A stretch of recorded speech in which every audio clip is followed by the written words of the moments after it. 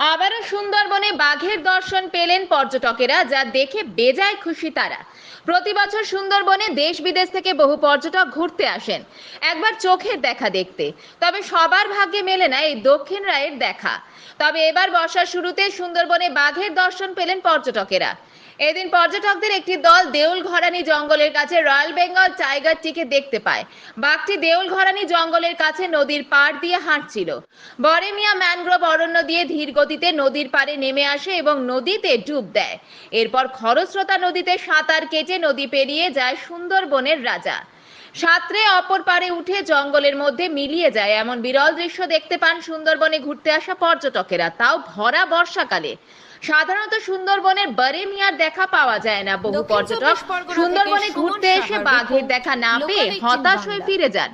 তবে এবার ঘটলো অন্য এক ঘটনা। বেশিরভাগ ক্ষেত্রে দেখা গিয়েছে সুন্দরবনের নদী ঘেঁষা গ্রামগুলি আছে, এই সমস্ত গ্রামগুলিতে মাঝে মধ্যে দক্ষিণ রায় অর্থাৎ রয়্যাল বেঙ্গল টাইগার যে কোনো সময় ঢুকে পড়ে, আর ওই গ্রামে বাঘ ঢুকে পড়লে আতঙ্কিত হয়ে পড়ে গ্রামের বাসিন্দারা। এরপর বন দপ্তরকে খবর দেয়। বন দপ্তরের আধিকারিকেরা এসে গ্রামে বাঘের খাঁচা পেতে সেই বাঘকে উদ্ধার করে আবারও নিয়ে চলে যায়। এরপর গভীর জঙ্গলে আবারও ছেড়ে দেওয়া হয়। তবে গত মৌসুমে ঘুরতে আসা পর্যটকেরা কয়েকবার বাঘ দেখতে পেয়েছে।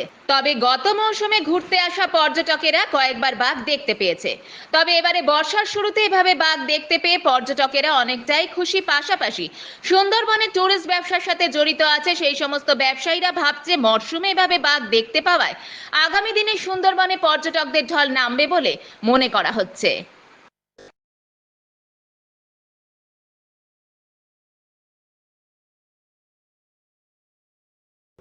দক্ষিণ চব্বিশ পরগনা থেকে সুমন সাহার রিপোর্ট, লোকাল 18 বাংলা।